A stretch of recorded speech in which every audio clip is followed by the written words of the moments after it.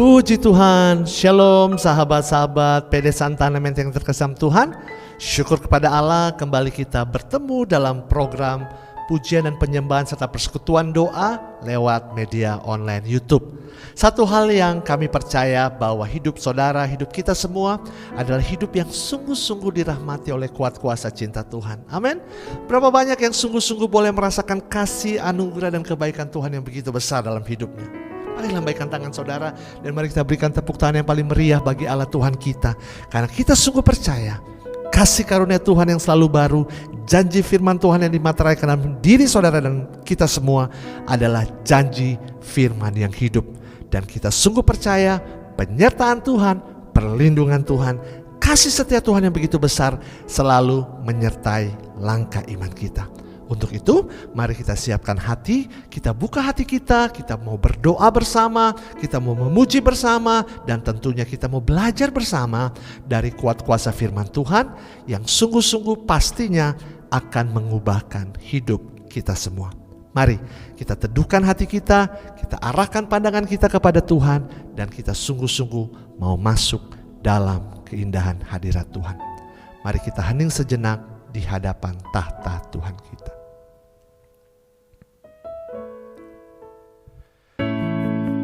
Kami masuk ke kudusan bait suci-Mu di dalam nama Bapa dan Putra dan Roh Kudus. Kami percaya pada janji firman-Mu Tuhan. Haleluya. Jalan hidupku tak selalu tanpa kabut yang pekat, namun kasih-Mu nyata padaku pada waktu-Mu yang tepat.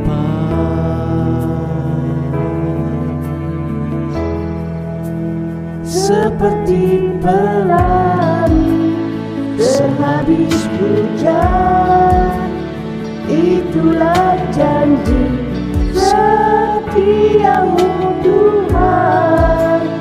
Di balik lukaku telah menanti harta yang tak ternilai dan abadi.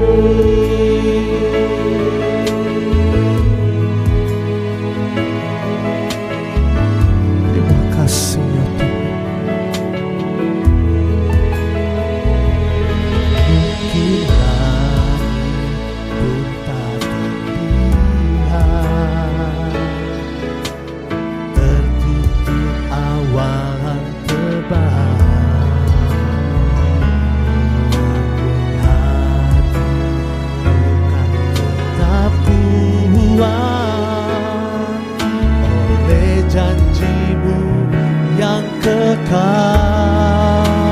Seperti pelari sehabis hujan, itulah janji setia-Mu Tuhan. Di balik lukaku telah menanti harta yang tak ternilai dan abadi. Sebab kami percaya rancangan-Mu adalah kebaikan, dan kami pasti dimampukan untuk melewati setiap tantangan iman kami di dalam janji-Mu, di dalam kasih dan kebaikan-Mu Tuhan. Seperti pelari sehabis hujan, itulah janji setia-Mu Tuhan. Di balik lukaku telah menanti harta yang tak ternilai dan abadi. Seperti pelari sehabis hujan, itulah janji setia-Mu Tuhan. Di balik lukaku telah menanti harta yang tak ternilai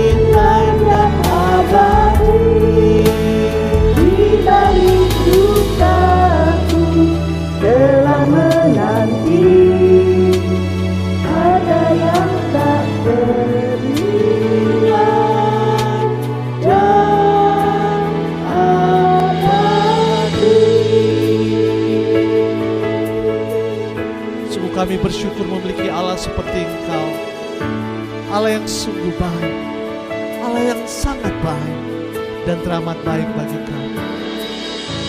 Dan saat ini, di dalam kasih dan anugerah-Mu, kami buka hati kami siap dirawat oleh kuat kuasa firman-Mu.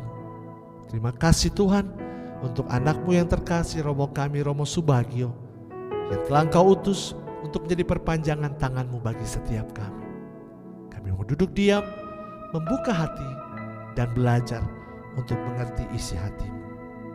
Di dalam nama Yesus Kristus Tuhan dan Juru Selamat kami, Allah kami yang hidup dan berkuasa bersama Bapa dan Roh Kudus, Engkau kami puja, kini dan sepanjang segala masa. Haleluya. Amin.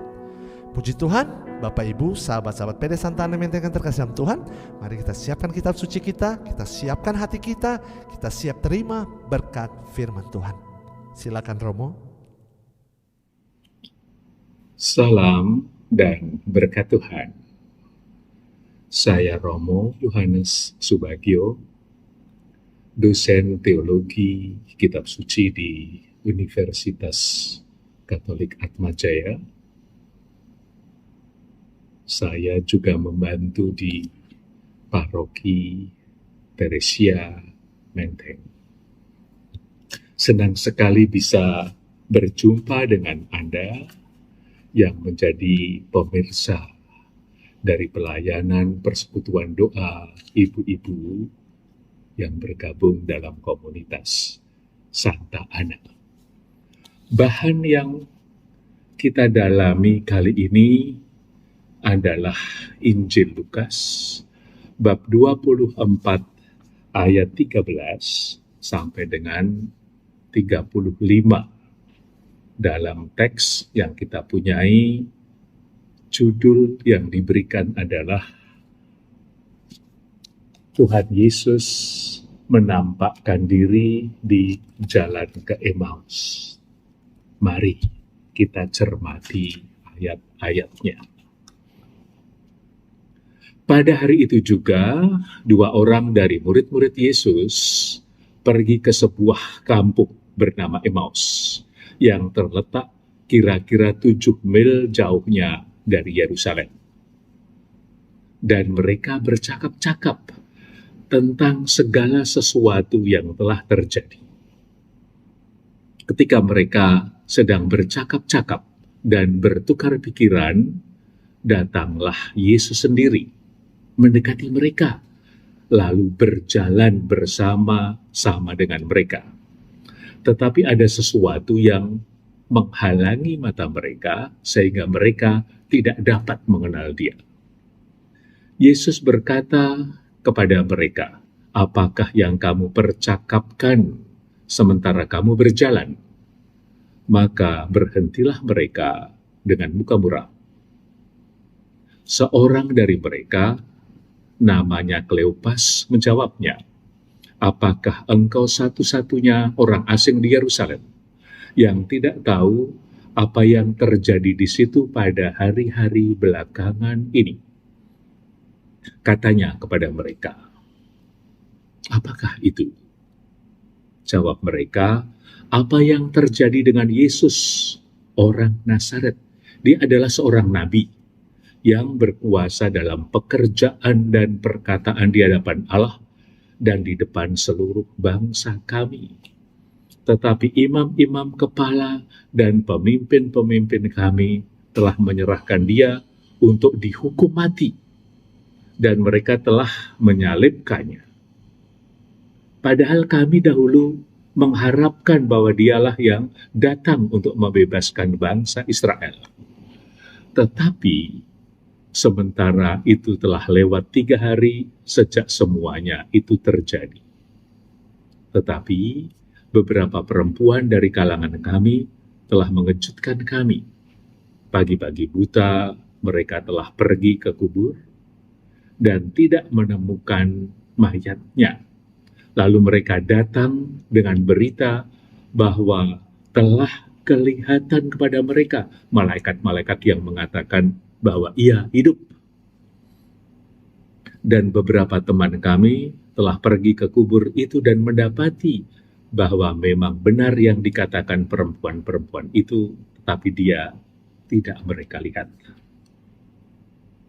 Lalu Yesus berkata kepada mereka, "Hai kamu orang-orang bodoh, betapa lambanya hatimu sehingga kamu tidak percaya segala sesuatu yang telah dikatakan para nabi. Bukankah Mesias harus menderita semuanya itu dan masuk ke dalam kemuliaannya?" Lalu ia menjelaskan kepada mereka yang tertulis tentang dia dalam seluruh kitab suci, mulai dari kitab-kitab Musa dan segala kitab nabi-nabi. Mereka mendekati kampung yang mereka tuju. Lalu Yesus berbuat seolah-olah hendak meneruskan perjalanannya. Tetapi mereka sangat mendesaknya, katanya, "Tinggallah bersama-sama dengan kami, sebab hari telah menjelang malam, dan matahari hampir terbenam." Lalu masuklah ia untuk tinggal bersama-sama dengan mereka. Waktu ia duduk makan dengan mereka, ia mengambil roti, mengucap berkat, lalu memecah-mecahkannya dan memberikannya kepada mereka. Ketika itu terbukalah mata mereka, dan mereka pun mengenal dia, tetapi dia lenyap dari tengah-tengah mereka.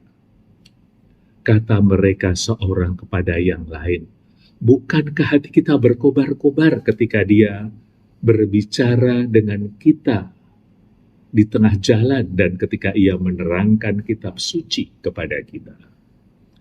Lalu bangunlah mereka dan terus kembali ke Yerusalem. Di situ mereka mendapati ke-11 murid itu. Mereka sedang berkumpul bersama-sama dengan teman-teman mereka. Kata mereka itu, "Sesungguhnya Tuhan telah bangkit dan telah menampakkan kepada Simon." Lalu kedua orang itu pun menceritakan apa yang terjadi di tengah jalan dan bagaimana mereka mengenal dia pada waktu ia memecah-mecahkan roti. Saudara sekalian, menarik mendalami perjalanan kedua murid yang galau ini ke Emmaus.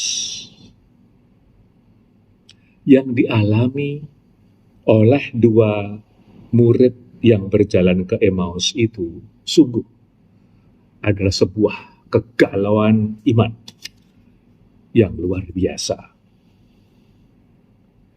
Mereka galau karena mereka ditinggal meninggal oleh Tuhan Yesus, guru mereka. Dan menurut harapan mereka yang dikatakan dalam Injil hari ini, dia sangat diharapkan menjadi seorang pembebas politik. Dia diharapkan bisa mengalahkan orang-orang Romawi yang sedang menjajah mereka. Tapi harapan ini buyar pada saat Yesus diserahkan oleh para pemimpin orang-orang Yahudi dan pada akhirnya mengalami kematian yang sangat menyesakkan. Dan dalam situasi galau itu kita lihat apa yang terjadi berikutnya. Mereka menjadi tidak ramah pada saat Yesus yang belum diketahui sebagai Yesus menyertai perjalanan mereka. Bahkan yang lebih mengherankan lagi, mereka bisa menceritakan kepada Yesus lewat banyak kalimat. Kalau kita perhatikan dalam Injil Lukas bab 24 ini, mereka mewartakan Yesus dalam ayat 19, 20, 21, 22, 23, 24. Dalam banyak ayat mereka mewartakan kabar gembira bahwa Yesus yang wafat ini kemudian bangkit lagi. Bukankah ini Injil? Tapi bisakah Injil, bisakah kabar gembira diwartakan dengan muka muram? Kabar gembira diwartakan dengan cara yang tidak gembira. Muka mereka muram. Kabar gembira disampaikan dengan cara yang tidak ramah kepada Yesus yang belum mereka ketahui sebagai Yesus. Maka ada hal yang kontroversial, paradoksal, berlawanan dalam arti-arti yang mendasar. Kabar gembira diwartakan tidak dengan cara yang gembira. Kabar yang baik diwartakan dengan cara yang tidak baik, dengan muka ketus dan tidak ramah.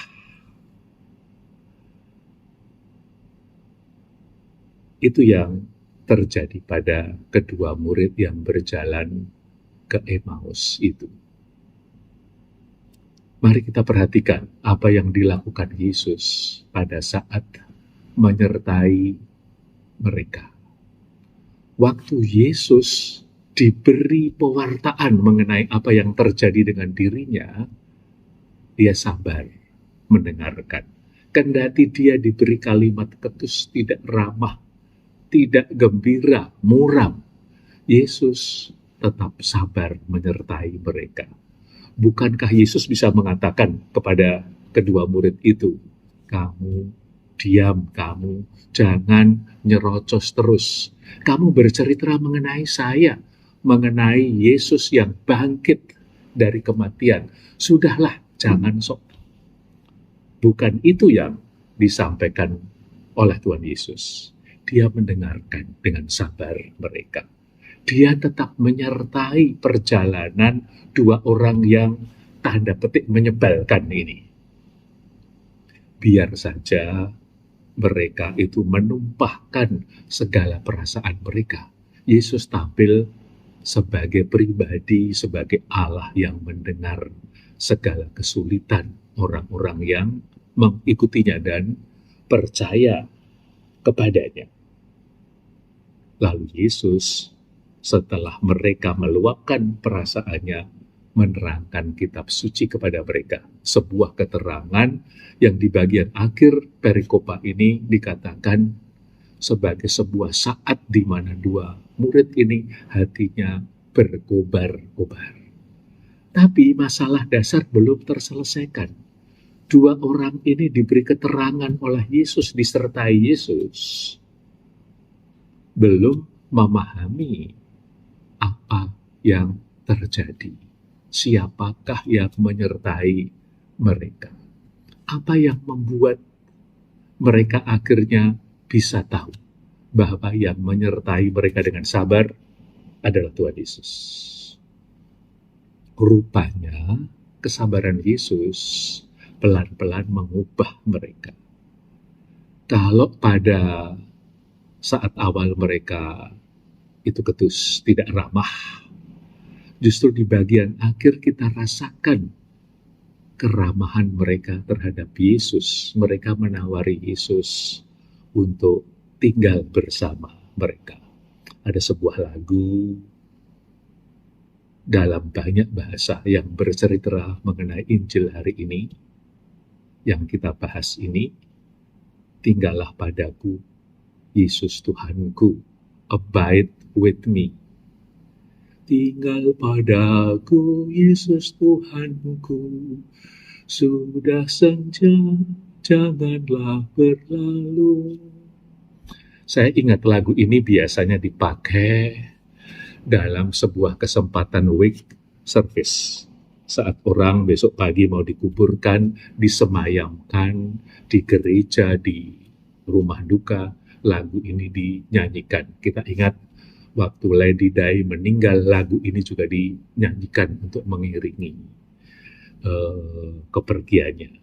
Dia diharapkan tinggal bersama Yesus. Nah, keramah tamahan dua murid itu membuat Yesus tinggal bersama mereka. Dan rupanya mata mereka itu terbuka. Akhirnya mereka bisa tahu bahwa yang di depan mereka adalah Tuhan Yesus. Pada saat dia memecah-mecahkan roti, pada saat dia merayakan Ekaristi. Ekaristi adalah sebuah kesempatan amat indah untuk orang Katolik. Inilah saat puncak, saat pusat di mana kita bisa mempersembahkan hidup kita dalam rasa syukur kepada Tuhan Yesus. Disitulah kita memperoleh sakramen yang mempersatukan kita dengan Yesus, karena Yesus hadir dalam diri kita. Kita masih terus menerimanya sekarang ini secara batiniah pada saat kita tidak bisa pergi ke gereja. Ekaristi rupanya menjadi pintu masuk, bahkan menjadi kunci untuk bertemu dengan Yesus. Setelah sekian lama dalam perjalanan mereka tidak bisa berjumpa dengan Tuhan Yesus, tidak bisa memahami bahwa yang mereka jumpai ini adalah Tuhan Yesus. Pada saat Yesus merayakan Ekaristi, mereka tahu yang di depan ini adalah Tuhan Yesus Kristus. Ini memberi pesan sungguh mendalam kepada kita orang-orang Katolik. Di masa pandemi ini, kita tidak mudah lagi pergi ke gedung-gedung gereja, apalagi kalau gedung gerejanya bukan bagian dari paroki di mana kita terdaftar. Orang harus hati-hati. Orang harus bisa selalu melacak siapa saja yang datang. Tidak mudah pergi ke gereja, bahkan kita sulit pergi ke gereja. Namun pada saat kita sulit mengunjungi rumah Tuhan, kita bisa mempersilahkan kepada Tuhan Yesus. Mari Tuhan Yesus, datanglah ke rumah kami. Tinggallah bersama kami. Rayakanlah Ekaristi bersama kami. Maka Tuhan Yesus datang, tetap datang kepada kita pada saat kita merayakan Ekaristi dari dalam jaringan. Apalagi Tuhan Yesus sendiri yang bersabda, di mana 2-3 orang berkumpul dalam namaku, aku hadir di situ. Saat kita tidak bisa mengunjungi rumah Tuhan, Tuhanlah yang datang ke rumah kita. Dia merayakan Ekaristi bagi kita.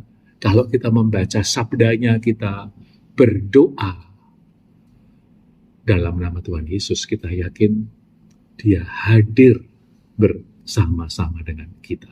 Apalagi dikatakan juga dalam sebuah pepatah bahasa Latin yang indah, ubi caritas et amor ibi Deus, di mana ada cinta kasih, hadirlah Tuhan.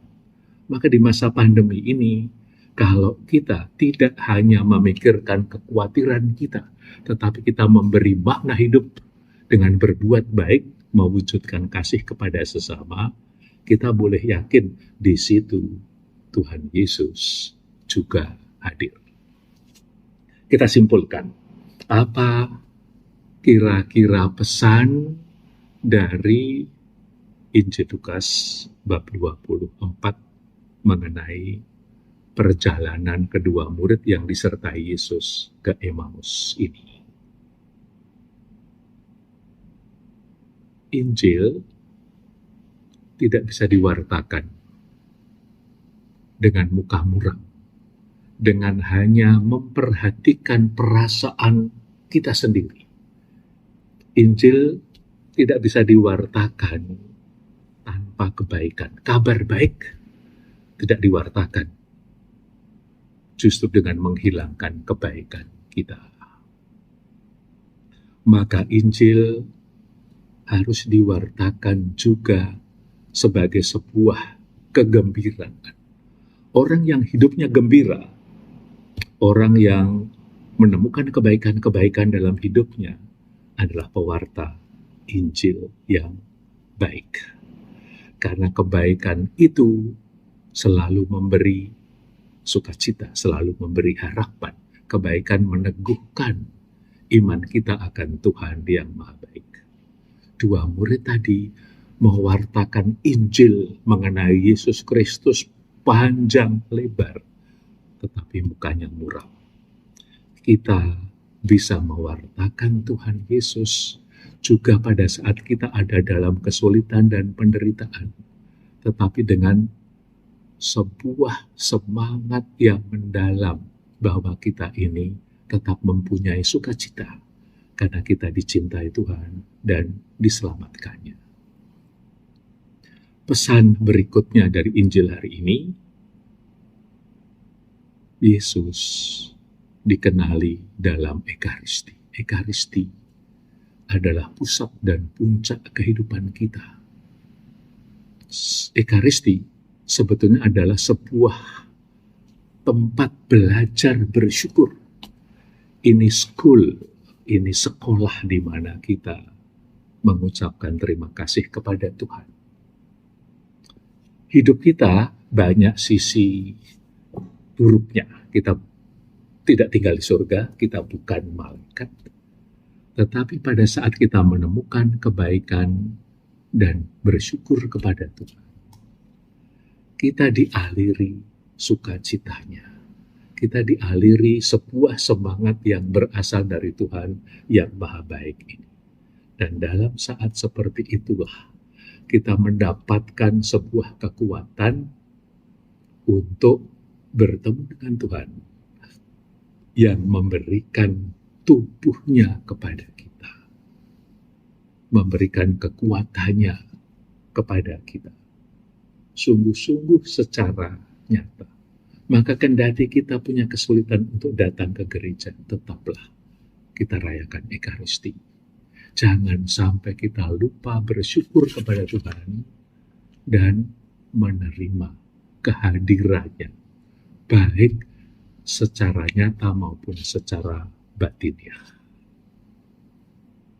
Mari kita resapkan pesan mendalam dari Tuhan Yesus ini yang sabar menyertai kita, yang membiarkan kita mengalami terus kehadirannya, terutama di masa pandemi yang sulit ini. Marilah kita berdoa. Dalam nama Bapa dan Putra dan Roh Kudus. Amin. Bapa di surga, Engkau sabar menyertai perjalanan hidup kami. Engkau sabar menyertai kami saat kami jatuh dan saat kami bangkit. Engkaulah Allah yang setia. Semoga kami senantiasa menyadari kebaikan-Mu ini. Dan kami pun menjadi baik terhadap sesama karena Kau aliri kebaikan-Mu. Sehingga kami menjadi orang yang ramah, orang yang tidak memikirkan perasaan diri kami sendiri, melainkan menjadi orang yang bisa mewartakan-Mu dengan hati penuh syukur dan kebahagiaan. Tuhan Yesus Kristus yang hadir dalam sakramen Ekaristi, bimbinglah kami, sucikanlah kami, buatlah kami setia kepada Bunda Maria. Doakanlah kami agar kami sungguh semakin setia kepada Putra-Mu Yesus Kristus, Tuhan dan pengantara kami. Amin. Dalam nama Bapa dan Putra dan Roh Kudus. Amin. Salam dan berkat Tuhan. Puji Tuhan, sungguh pewartaan firman yang sungguh luar biasa, sahabat-sahabat terkasih Tuhan. Kita percaya lewat firman Tuhan, hidup kita hidup kita semua sungguh-sungguh boleh mengalami kepenuhan di dalam kasih setia Tuhan. Kita kasih tepuk tangan bagi kemuliaan nama Tuhan. Terima kasih Romo Subagio yang telah menjadi berkat untuk kami semua pada hari ini. Biarlah lewat firman Tuhan kita sungguh-sungguh boleh hidup di dalam kasih dan karunia Tuhan. Tetap sehat Romo, tetap semangat, dan doa kami semua menyertai langkah pelayanan Romo.